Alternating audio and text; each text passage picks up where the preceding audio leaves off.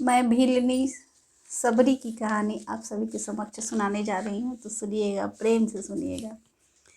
प्रभात काल की बेला थी। सूर्यदेव अपनी स्वर्णमयी आभा से पूरे जगत के साथ भीलों के उस गांव को भी आलोकित कर रहे थे, जहां आज प्रभात काल से ही लोगों में विशेष चहल पहल थी। लोग समूह में इधर उधर जा रहे थे, गा रहे थे, उत्सव मना रहे थे। इस उत्सव में आज बड़ी संख्या में पशुओं को बांधकर एक जगह बलि देने को रखा गया था।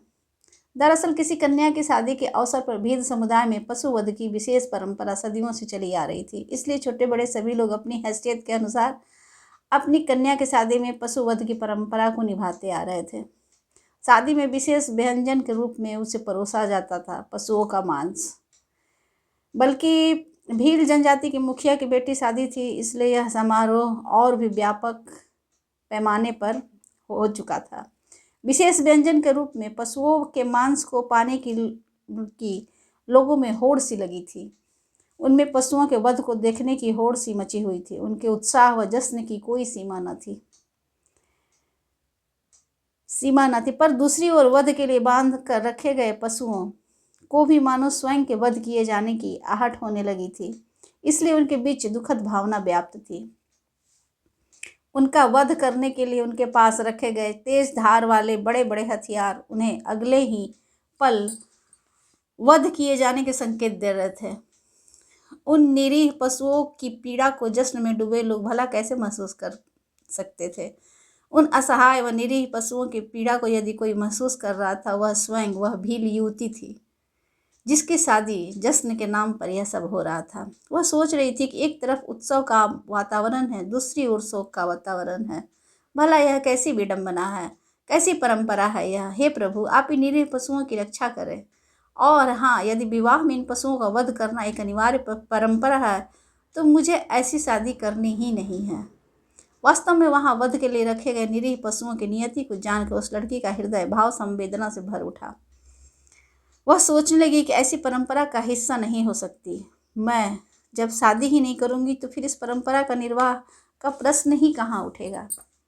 ऐसा सोचती हुई शादी के विशेष परिधान में सजी संवरी वह युवती अपने घर के बाहर निकल उस समारोह में पहुंच गई जहां सभी नाच गा रहे थे, जहां पशुओं के वध का रखे हथियारों की धार को और भी तेज किया जा रहा था।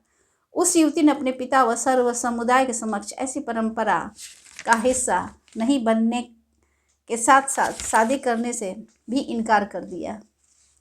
वह गृह त्याग कर जंगल की ओर प्रस्थान कर गई। कौन थी वह युवती जो भाव संवेदना से भरी थी और मूढ़ परंपराओं के खिलाफ थी? वह कोई और नहीं बल्कि भील जनजाति की मुखिया की बेटी सबरी थी, जो आगे चलकर अपने भाव संवेदना, गुरु सेवा व निश्चल भक्ति के कारण भगवान का साक्षात्कार करने में सफल रही। वह भीलनी युवती गृह त्याग के पश्चात जंगल में रहकर तप साधना करने वाले ऋषियों की सेवा करने लगी। एक दिन वह मतंग वन में घूमती हुई मतंग मुनि के अंदर सुंदर व आश्रम में जा पहुंची। जाति के आधार पर तथाकथित धार्मिक समाज से उपेक्षित व ठुकराई हुई सबरी ने मतंग मुनि के चरणों में सिर रख दिया और उनसे शरण मांगी। सबरी की आंखों से बहती हुई श्रद्धा व भक्ति की पवित्र आंसुओं की धार को देखकर ब्रह्मज्ञानी मतंग मुनि को यह समझते देर नहीं लगी कि यह कोई साधारण युवती नहीं, यह तो श्रद्धा व भक्ति की सजीव प्रतिमूर्ति है। उन्होंने यह देख लिया कि इस स्त्री के हृदय में प्रभु भक्ति सागर सी लहरा रही है, उमड़ रही है, घुमड़ रही है और प्रेम के बादलों से भरा इसका हृदय आकाश बरसने को सदैव आकुल है, व्याकुल है। ब्रह्मज्ञानी मुनि ऐसी दिव्य आत्मा को शरण देने से भला कैसे इनकार कर सकते थे। सो ब्रह्मज्ञानी मुनि ने उसे शरण दी और भक्ति का ज्ञान दिया। भगवान के चरणों में उसके निश्चर प्रेम को देखकर उन्होंने उसे गुरु दीक्षा दी और नित्य निरंतर भगवत उपासना करते रहने का आदेश भी दिया। अंत समय वह परम धाम जाने से पहले उन्होंने सबरी को आदेश दिया कि तुम यहीं रहना और यहाँ रहकर भगवान की उपासना करना। एक दिन भगवान श्री राम व लक्ष्मण यहाँ अवश्य पधारेंगे और तुम्हें उनका साक्षात दर्शन प्राप्त होगा। श्री राम साक्षात पर ब्रह्म हैं, उनका दर्शन पाकर तुम्हारा जीवन सफल हो जाएगा। इस प्रकार सदगुरु ने सबरी के हृदय में पूर्व से जल रही भक्ति की लौ को अपनी ज्ञान से और भी प्रदीप्त कर दिया।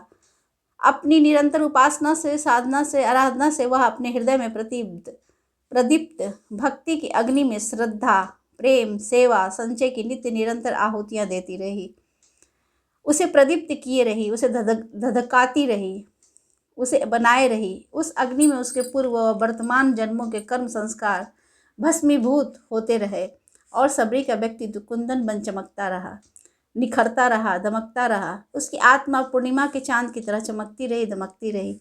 वह अपने गुरु के आदेशानुसार प्रभु श्री राम के आगमन की प्रतीक्षा करती रही। पता नहीं प्रभु श्री राम कब पधार जाएं। इस सोच के साथ वह सदा सजग रहती, तैयार रहती व प्रभु दर्शन को तत्पर रहती। भक्त को सदा सजग व तत्पर रहना ही पड़ता है। वह नित्य आश्रम के प्रवेश द्वार तक के मार्ग को अपने आंचल से बुहारती और उस मार्ग पर पुष्प बिछाती। ऐसा वह प्रतिदिन करती। ऐसा इसलिए क्योंकि वह उसे अपने गुरु के वचनों पर दृढ़ विश्वास था। यदि गुरु ने कहा है कि भगवान यहाँ आएंगे और दर्शन देंगे तो ऐसा ही होगा, इसमें कोई संदेह नहीं। उसे कोई भ्रम था ही नहीं। उसकी श्रद्धा व भक्ति भी सच्ची थी, पक्की थी, दृढ़ थी। इसलिए उसे भरोसा था कि अपने गुरु पर, अपने प्रभु पर अंततः सबरी की साधना सफल हुई और सबरी ने भगवान राम को लक्ष्मण सहित जंगल की ओर से अपनी कुटिया की ओर आते देखा। उस मनोहर दृश्य का मानसकार ने भी क्या खूब वर्णन किया है। सरसीज लोचन बाहु विशाला, जटा मुकुट सिर उर बनमाला, श्याम गौर सुंदर दो भाई, सबरी परी चरण लपटाई, प्रेम मगन मुख वचन न आवा, पुनि पुनि पद सरोज सिर नावा, सादर जल लय चरण पखारे, पुनि सुंदर आसन बैठारे, कंद मूल फल सुरस अति दिए, राम कहूँ आनी, प्रेम सहित प्रभु खाए, बारंबार बखानी, पानी जोरी आगे भई ठाढ़ी, प्रभु ही बिलो की प्रीति अति बाढ़ी, केहि विधि स्तुति करो तुम्हारी, अधम जाति में जड़मति भारी, कह रघुपति सुनी भामिनी बाता, मानऊ एक भगति कर नाता, जाति पाति कुल धर्म बड़ाई, धन बल परिजन गुण चतुराई, भगतिहीन नर सोहई कैसा, बिनु जल बारिद देखई जैसा। अर्थात कमल सदृश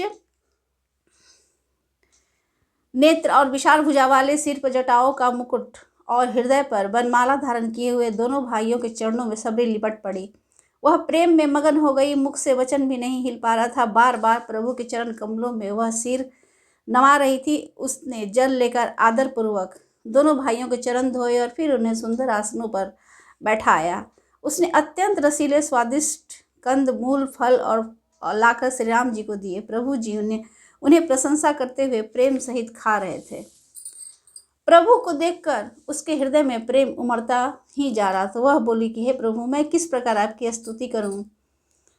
मैं आपकी स्तुति करना भी तो नहीं जानती, फिर भी मैं अशिक्षित और अत्यंत मूढ़ भी तो हूँ। इसलिए हे नाथ, मैं आपकी पूजा उपासना भी तो नहीं करना जानती। सबरी की निश्चल भक्ति और प्रेम भरी बातें सुनकर प्रभु बोले कि हे भामिनी, मेरी बात सुन। मैं तो केवल एक भक्ति का ही संबंध मानता हूँ, क्योंकि जात पात कुल धर्म बड़ाई धन बल कुटुंब गुण और चतुरता, इन सब के होने पर भी भक्ति से रहित मनुष्य वैसा ही लगता है जैसे जलहीन बादल शोभाहीन दिखाई पड़ता है। तत्पश्चात सबरी को नवधा भक्ति का उपदेश देते हुए प्रभु बोले, नवधा भगति कहूँ तो ही पाही, सावधान सुनि धरु मन माही, प्रथम भगति संतन कर संगा, दूसरी रति मम कथा प्रसंगा, गुर पद पंकज सेवा तीसरी भगति अमान, चौथी भगति मम गुण गण करई कपट तजिगान, मंत्र जाप मम दृढ़ विश्वासा, पंचम भजन शो वेद प्रकाशा,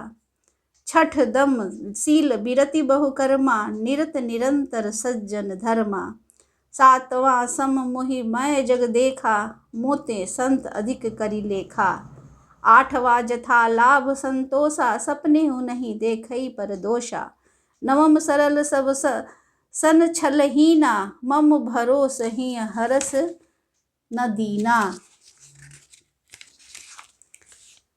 नव महु एकौ जिनके होई, नारी पुरुष सचराचर कोई, सोई अतिशय प्रिय भामिनी मोरे, सकल प्रकार भगति दृढ़ तोरे, जो जोगी वृंद दुर्लभ गति जोई, तो कहूँ आज सुलभ भई सोई, मम दर्शन फल परम अनूपा, जीव पाव निज सहज स्वरूपा।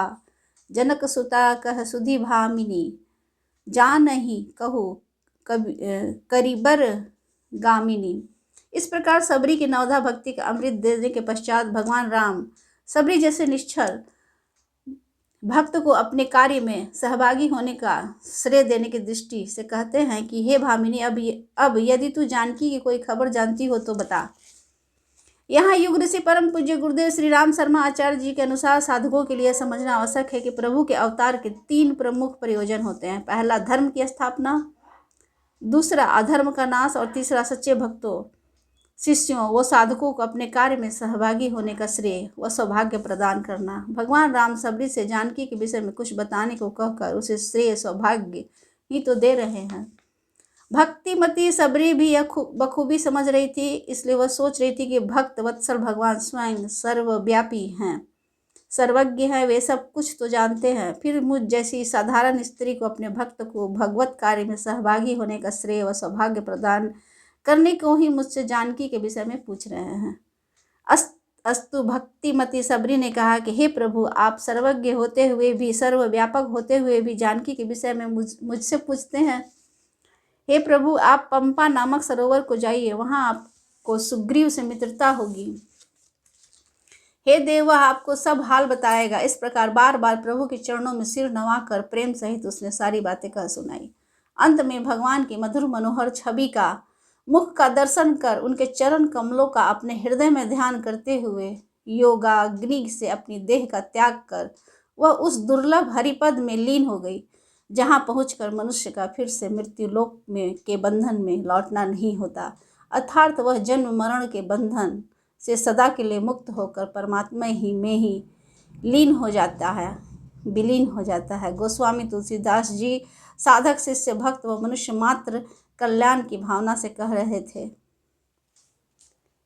सबरी की कहानी आपको कैसी लगी? सबरी ने अगर वो विवाह, उसके मन में ऐसी भावना आई कि मेरे कारण इन पशुओं को काटा जा रहा है, उसने तो वो सबरी नहीं बन पाती और वो हरिपद नहीं पा पाती। धन्यवाद।